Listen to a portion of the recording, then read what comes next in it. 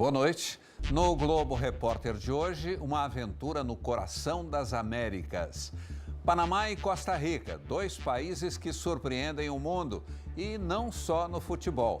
Vamos conhecer praias paradisíacas e um vulcão vivo que pode explodir a qualquer momento. Na capital, arquitetura arrojada. Na pequena cidade, um recorde de longevidade. E a receita? Pouco estresse, muita simplicidade e arroz com feijão todos os dias.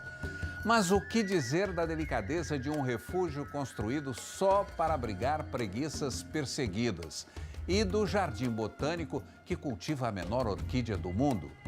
O programa desta noite é uma coprodução com a RBS TV de Porto Alegre, afiliada da Rede Globo.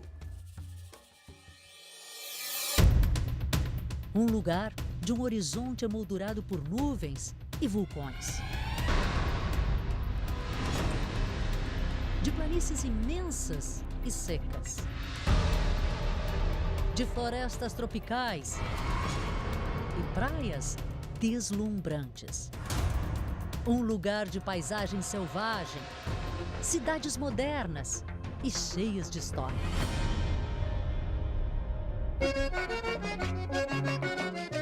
Neste lugar vive um povo que se orgulha do seu jeito de viver. Panamá! Estamos na América Central, onde o continente se estreita para formar o Panamá e a Costa Rica.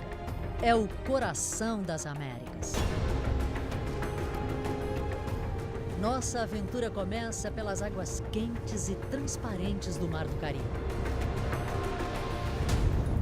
Elas guardam um território politicamente independente e naturalmente espetacular. Cunayala, também chamado de San Blas. São mais de 300 ilhas espalhadas ao longo da costa norte do Panamá. A maioria delas nunca foi habitada.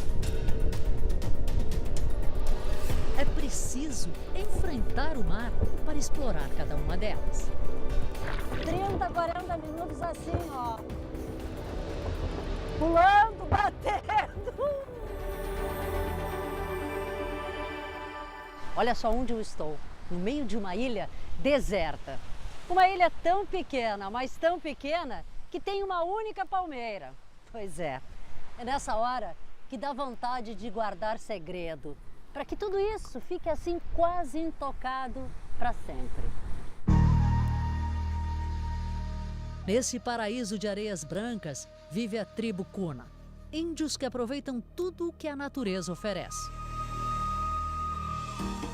Enquanto os homens pescam, as mulheres produzem um artesanato delicado e muito colorido, chamado de mola, uma arte que Irabel Alba, de 18 anos, aprendeu na infância. E todas as mulheres gostam de mola. Pergunto o que inspira peças tão lindas. Ela me diz que vem da imaginação, dos sonhos e do que vê quando olha para o mar e para as ilhas. Olha só que lindo leão vermelho. Se usa assim. Neste mundo quase primitivo, o turismo começa a ser a fonte de renda mais importante. Os cunas cobram taxa dos visitantes e dos veleiros. E só eles podem controlar as riquezas do lugar. Ninguém de fora, nem mesmo os panamenhos, pode abrir negócio no arquipélago. É uma forma de proteger o lugar.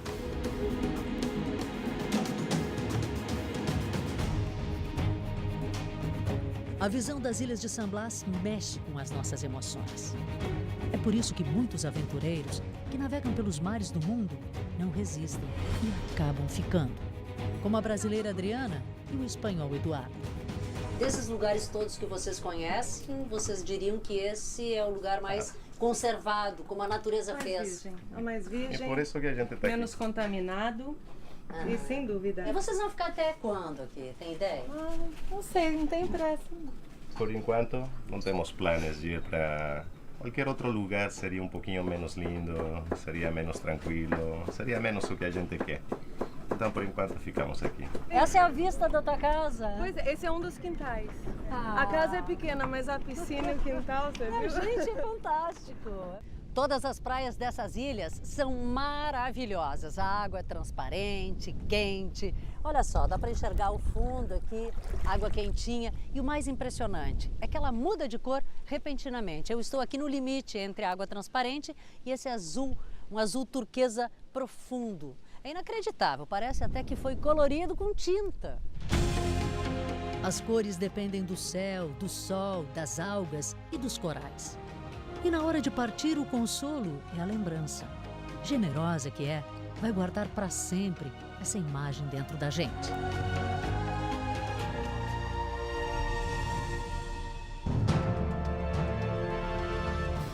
Seguimos por uma estrada sinuosa com montanhas de um lado e precipícios do outro.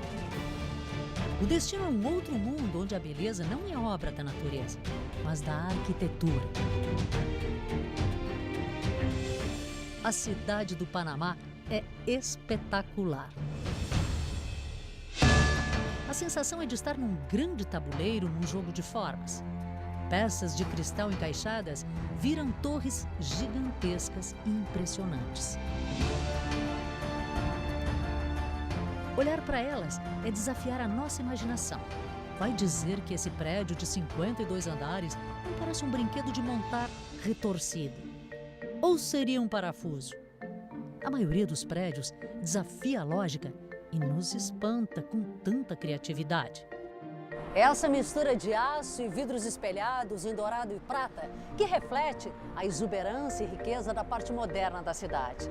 Os prédios são tão altos que às vezes parecem tocar o céu. O Panamá é o único país da América Latina que faz parte da lista de arranha-céus mais altos do mundo. E também um dos que mais cresce. Brincadeira exagerada ou não, muitos chamam a cidade do Panamá de Dubai das Américas. E não é só pela ostentação, mas pelas facilidades. Mantivemos níveis de crescimento que, nos últimos anos, foram um dos maiores do mundo comparado ao nível que atingiu a China. O uso do dólar norte-americano, a posição geográfica, a zona livre de impostos e uma legislação que favorece os investimentos. Com incentivos fiscais atraentes, o governo isenta empresas e funcionários estrangeiros de imposto de renda. A paulista Natália escolheu viver no Panamá, de frente para o mar. Aqui aproveita o gostinho de, pela primeira vez, não pagar IPTU. Você tem ideia assim, de quanto menos é o custo de vida aqui no Panamá do que no Brasil? Não, pela empresa, quando eu vim, eles mostraram um estudo e que o Panamá é 30% em média mais barato que o Brasil, que São Paulo.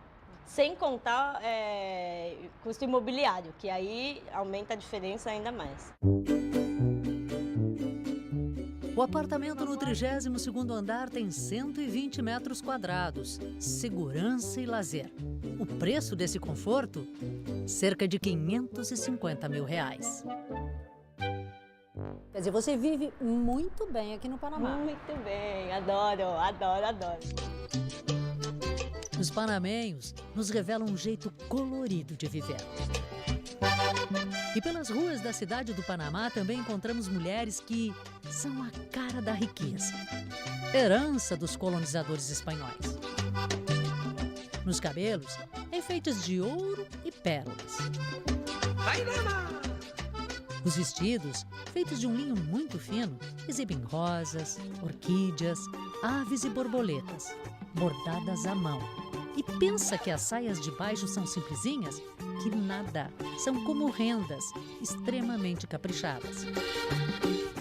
As poleiras, como são chamadas, essas simpáticas dançarinas de cúmbia, chegam a gastar mais de R$50 mil nas roupas para manter a tradição.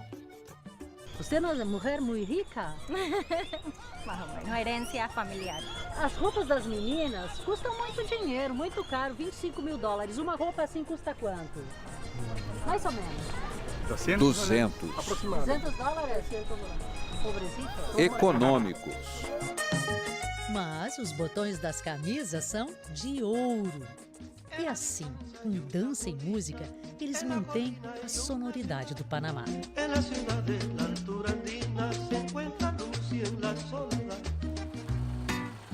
É exatamente essa diversidade que faz do Panamá um lugar tão sensacional. Os Diablos Rojos, esses ônibus que andam pelas ruas, resistiram ao moderno e nos trazem a certeza de que aqui, embora haja tanta suntuosidade ao redor, um trânsito lento como as grandes metrópoles, é a América Central.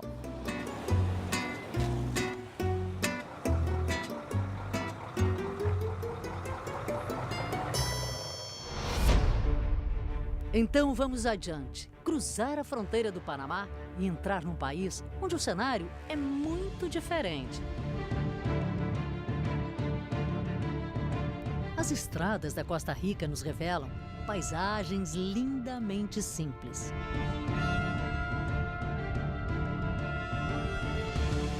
Outras exuberantes, formadas há mais de 1 milhão de anos. E estamos quase chegando, bem perto de ver uma das mais impressionantes obras da natureza nesse mundo dos vulcões. E aqui está, diante dos nossos olhos, uma das maiores crateras ativas do mundo. E a gente fica bem na beirinha do abismo para admirar essa imensidão que é o vulcão Poás.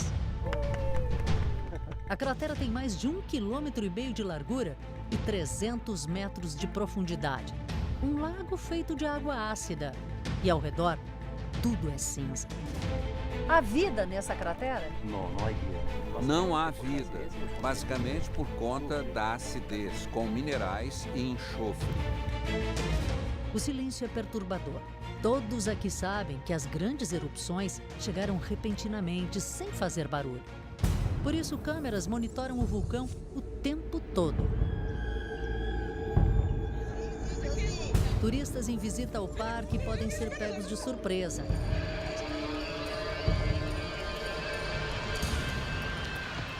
Placas orientam como deixar o lugar com segurança em caso de atividade. A Costa Rica fica na área geológica mais instável do planeta. Os vulcões se espalham pelos vales e montanhas. Como o Poás, existem mais 5 ativos e pelo menos 60 extintos. Uma das visões mais grandiosas da planície da Costa Rica é o vulcão Arenal, um gigante de 1.650 metros de altura que nem sempre se deixa ver por inteiro. A maior parte do tempo ele fica assim. As nuvens escondem o formato perfeito de um cone. Então, em dias assim, para ver o cume, é preciso paciência. Não desgrudar os olhos do céu. E com sorte, olha ele lá. Por poucos segundos, mas apareceu. Conta a lenda que tribos pré-colombianas acreditavam que o vulcão Arenal era a morada do deus fogo, guardado por água e pela floresta.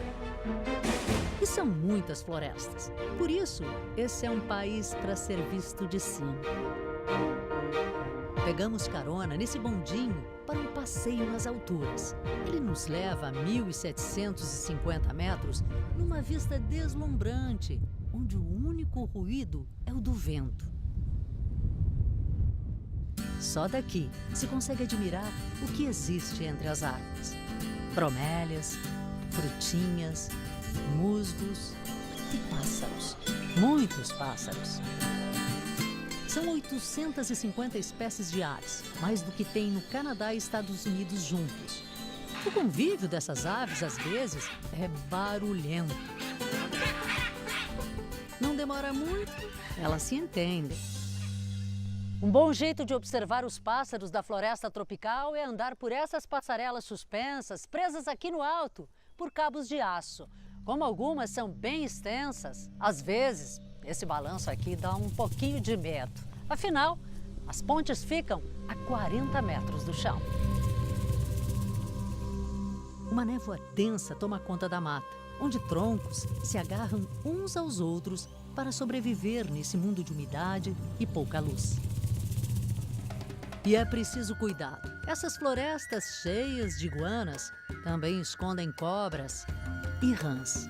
Algumas venenosas, outras raras, como a rã de vidro. Olha só, é completamente transparente, dá até para ver o coração batendo. Mas quem chama a atenção é ela, a rã de olhos vermelhos.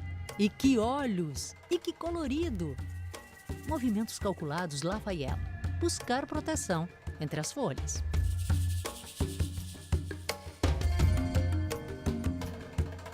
A Costa Rica é extremamente montanhosa e encoberta por vários tipos de florestas tropicais. Quase 30% do território é protegido por leis que conseguem manter essa parte do mundo assim, quase intocada. É muito fácil cruzar esse país. Em alguns pontos, tudo é muito perto, que é possível, por exemplo, iniciar o dia aproveitando as águas quentes do Mar do Caribe. E isso é só o começo. Em poucas horas de viagem é possível atravessar rios, plantações de bananas e cafezais, que produzem um café conhecido por seus aromas e pela baixa acidez. E no sobe e desce dessas montanhas, experimentar temperaturas que variam de 0 aos 35 graus.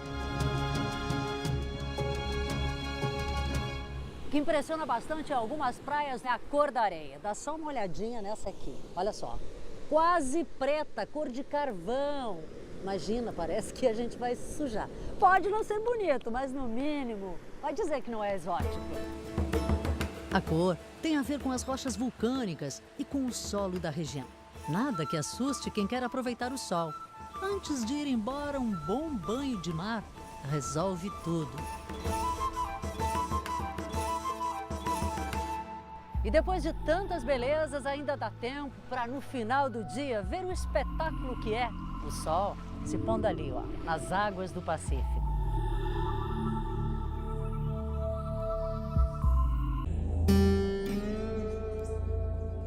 As terras úmidas na região do Caribe são um dos lugares mais selvagens da Costa Rica. Num cantinho dessa região, no meio da floresta, há um santuário, único no mundo a resgatar exclusivamente um dos animais silvestres mais dóceis do planeta.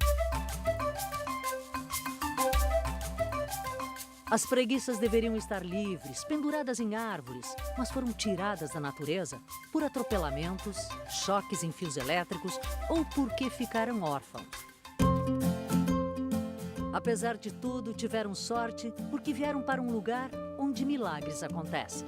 Nas incubadoras, onde ficam os bebês. Nas jaulas, onde vivem adultos, como o Chewbacca, que chegou há 2 anos com as patas traseiras paralisadas. Se continuasse na floresta, não sobreviveria. Todos eles são milagres. Todos eles são milagres. Em primeiro lugar, cada bebê que chega é um milagre, por ter sido encontrado. Segundo, porque estava vivo. E o terceiro milagre é que existe este lugar para recebê-los. Judy é americana do Alasca. Começou a salvar preguiças por acaso há mais de 20 anos, no lugar que escolheu para aproveitar a aposentadoria. Nesse mundo de cabeça para baixo ainda existem muitos mistérios sobre como elas vivem no mundo e como se comportam no mundo. Mas por aqui já se descobriu, por exemplo, que flores são um santo remédio para os momentos de tristeza. Quando elas estão sem fome, elas são dadas como um presente. Sabe aquele chocolate que a gente ganha e fica feliz da vida? Pois com elas funciona mais ou menos assim. Todas têm nomes, relatórios de cuidados e uma história. Linus chegou aqui bebê. Ainda tem a mania de chupar a pata traseira e se enrola todo, parece uma bolinha de pelo. O santuário evita a procriação, mas o inevitável, às vezes, acontece. Tilly não desgruda da mãe. E como todo bebê, olha só como é curioso. Mowgli é o mais guloso. Devora um prato cheio de vagens, cenouras e bananas. E de barriga para cima, na maior tranquilidade. Na dieta também tem folhas, colhidas nas primeiras horas da manhã. Mas às vezes o sono é mais forte que a fome. Olhar para elas é se encantar. É impossível resistir a tanta fofura que de repente chega de surpresa, como a reação da Gemina. Lambeu meu rosto como se desse beijinhos. Olha que fofinho esse bebê. Sem as mães, se agarram a ursinhos de pelúcia e dependem das pessoas, como a Claire, para aprender a comer. Ela largou o emprego de psiquiatra criminal para ser voluntária de bebês preguiça. Pergunto se está feliz e ela me diz que é impossível não estar feliz. E quem disse que vida de preguiça é só preguiça? Essa espécie de ginástica é para que aprendam os truques da floresta, como se agarrar em troncos, sem perder o equilíbrio. Apesar da dedicação, nenhum desses pequenos peludinhos poderá voltar à floresta. Eles não conseguiriam sobreviver sozinhos. Mas no cativeiro viverão bem e por cerca de 30 anos. Mais esperança ainda vem das pesquisas como essa que monitora preguiças que vivem ao redor do santuário. Com a ajuda de transmissores, elas querem saber como uma mãe cria seu filhote. O foco do meu estudo é identificar os tipos de folhas que eles comem. Nós queremos ensinar essa dieta aos bebês que chegam ao santuário para que um dia consigam sobreviver na floresta. Sobreviver em liberdade, lá em cima, penduradas em árvores. Lá estarão em casa. E preservar a vida parece ser um dos segredos desse país.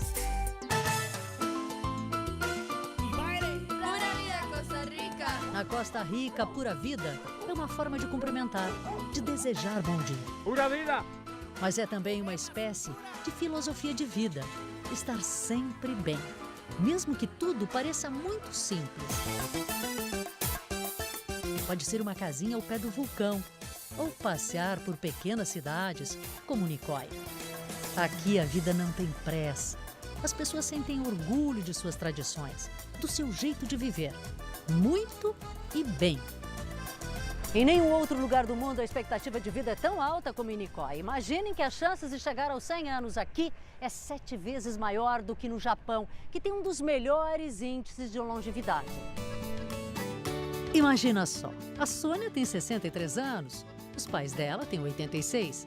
Mas o mais surpreendente é que a Sônia ainda tem uma avó, a dona Francisca Isolina Castillo, carinhosamente chamada de Panchita.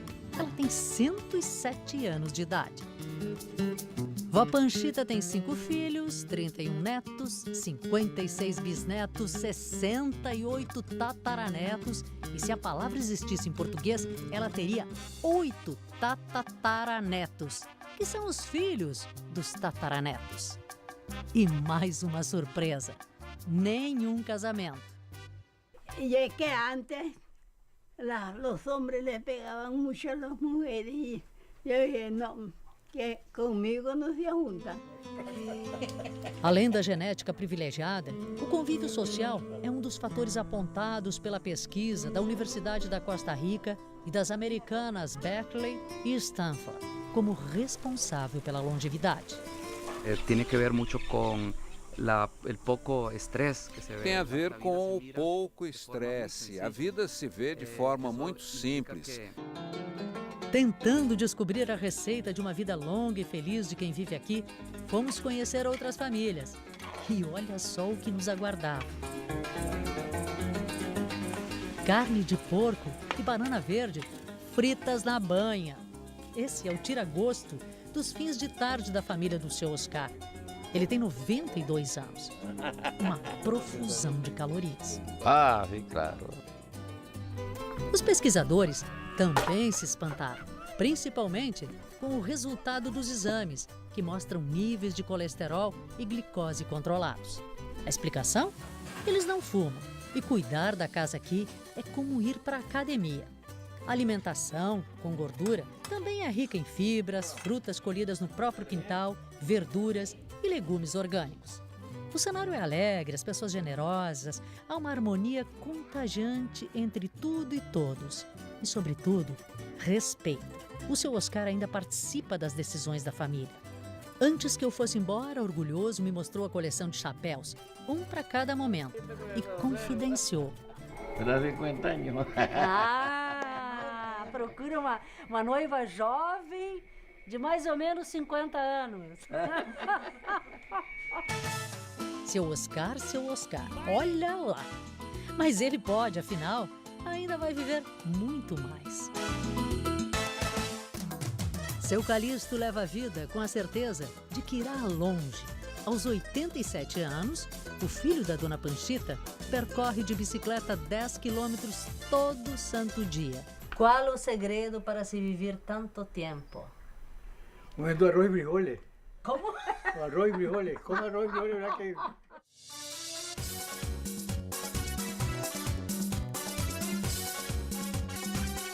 Aqui na Costa Rica existe uma grande variedade de frutas e verduras, mas o prato típico do país é feito de arroz e feijão, acompanhado de ovos mexidos, coalhada e tortilha. E pensa que essa fartura é para almoço ou jantar? É o café da manhã dos costarriquenhos, o famoso galo pinto. Que tal? Servidos? No galo pinto também vai cebola, alho, pimentão e muito coentro. Era hábito dos antigos camponeses. Eu como todos os dias. E a gente fica pensando sobre família, respeito, vida simples, pensando na verdade que tudo isso é pura vida. Pura vida, Costa Rica! Terra de sol quente e de um dos chapéus mais famosos. Esse chapéu é um produto do Equador. Foi trazido para cá pelos trabalhadores que ajudaram na construção do canal. Mas essa é uma questão que ninguém mais discute. O mundo inteiro conhece como Chapéu do Panamá. E pronto. É com ele que vou passear pelas ruas de Casco Viejo. Contemplar janelas, varandas, balcões de prédios que são um mais lindo que o outro. As torres da igreja brilham cobertas de madrepérolas. É fácil entender, porque esse lugar virou patrimônio cultural da humanidade. Embora a cidade do Panamá tenha tanto a refletir nessas torres que abrigam grandes empresas e bancos, a fortuna desse país vem do leva e trás de mercadorias que cruzam o mundo. Se existe um lugar que é perfeito para curiosos em superestruturas, este lugar é o Canal do Panamá. Construído há 100 anos, ele nunca parou de impressionar.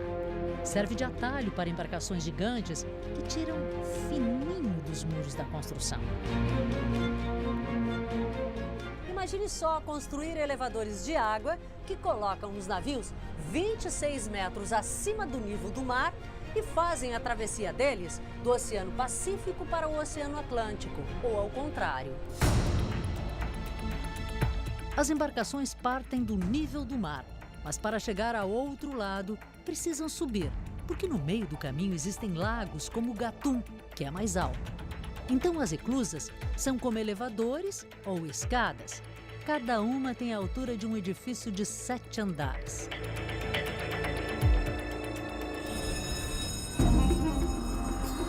O som avisa que uma nova passagem começa, tudo comandado por computadores. Cerca de 14 mil navios cruzam por aqui todos os anos. Uma viagem bem mais curta. Antes, era preciso dar a volta na América do Sul, que demorava 2 semanas.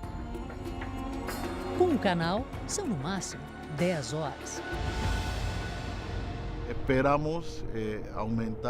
Esperamos aumentar essa capacidade e ajudar mais a economia mundial, porque por aqui vão passar barcos maiores com mais carga, mais remédios, mais comida para o resto do mundo. Mas a obra é considerada uma das maravilhas arquitetônicas do mundo moderno, com seus 82 quilômetros, custou caro para a natureza.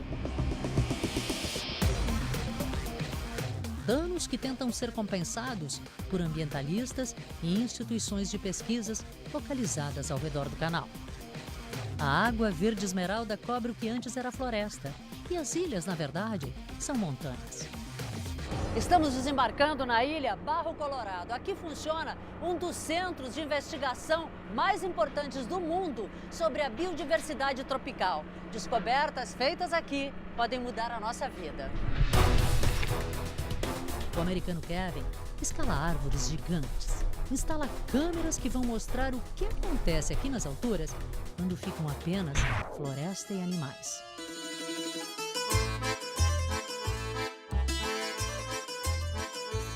É como um Big Brother, que mostra a rotina de famílias. A maioria dos os animais nem percebem que está sendo filmado. Mas os macacos, eles parecem saber e, pelo jeito, não gostam nem um pouquinho. As imagens, analisadas por pesquisadores de todo o mundo, buscam formas de proteger a vida nas matas tropicais. Você pode ver animais que você pensava que não estavam mais aqui. Quando você tem um de cada, você sabe que o bosque está muito bem. O bosque está muito bem. Os biólogos buscavam respostas para uma pergunta. Se muitas espécies de animais foram extintas ao longo de anos, por que algumas árvores resistiram? Ao colocar transmissores de rádio em sementes, eles descobriram que pequenos roedores, como as cotias, enterram 85% das sementes que encontram, numa distância de até 100 quilômetros. E nesse corre-corre, a maioria elas esquecem. E essas acabam brotando. E por falar em árvores, os cientistas descobriram que quanto mais velhas, mais poderosas são as árvores. Ao contrário do que se pensava, com o tempo, o crescimento não diminui, mas acelera. Árvores velhas eliminam com mais eficiência o gás carbônico da atmosfera. Isso significa que quanto mais antiga é a mata, melhor a qualidade de vida ao seu redor. Descobertas iguais a esta, feitas na ilha de Barro Colorado, podem ajudar na preservação da vida no planeta. Um jardim botânico só de orquídeas. Ele guarda cerca de 1.600 espécies dessa flor que cresce no clima quente e úmido da Costa Rica. Aqui, pesquisadores se dedicam a descobrir novas orquídeas e estudar a capacidade magnífica de sobrevivência com o que parece ser muito pouco diante do que necessita a maioria das plantas. Musgos, pedaços de troncos ou de pedras. Há muito tempo, os cientistas descobriram que as orquídeas, embora cresçam assim sobre galhos e troncos, não se alimentam das árvores, mas do que trazem o vento e a chuva. Descobriram também que cada espécie tem características exclusivas e surpreendentes. Essa flor, por exemplo, abriu hoje de manhã e ela terá poucas horas para exibir as suas cores e o seu aroma. Quando a noite chega, a flor terá murchado e um ciclo se encerrado. Mas foi o tempo suficiente para garantir sua preservação. E nesse jogo da natureza, há uma espécie de sedução. Nas cores, formas e nos perfumes que exalam. Essa tem cheirinho de mel. Para atrair polinizadores, algumas flores se parecem com insetos e borboletas minúsculas. E seus frutos guardam milhões de sementes. Tá caindo pozinho, que na verdade é a semente dessa orquídea. Cantador isso. É um pozinho, a gente não enxerga mesmo, minúsculo. E as sementinhas vão longe, até 40 quilômetros de distância, em busca de um lugar para germinar. O professor da Universidade da Costa Rica, Jorge Warner, responsável pelos estudos, diz que elas têm muitos segredos. Pergunto, o que descoberta sobre essas flores tem a ver com o planeta, com os seres humanos? Elas são muito sensíveis aos distúrbios que o ser humano produz no meio ambiente. A descoberta mais recente aqui do Instituto é esta orquídea. Não essa aqui que a gente está vendo, mas essa bem pequenininha que está aqui embaixo, inclusive com uma florzinha que é menor do que a ponta de uma caneta. É a menor orquídea do mundo. Na fotografia do microscópio, detalhes que escapam aos nossos olhos. Visitar esse jardim é compreender que há mais complexidade na beleza das orquídeas, além do exotismo e da raridade. E elas são tão engenhosas que, se pensassem, poderíamos dizer que, além de lindas, são inteligentes.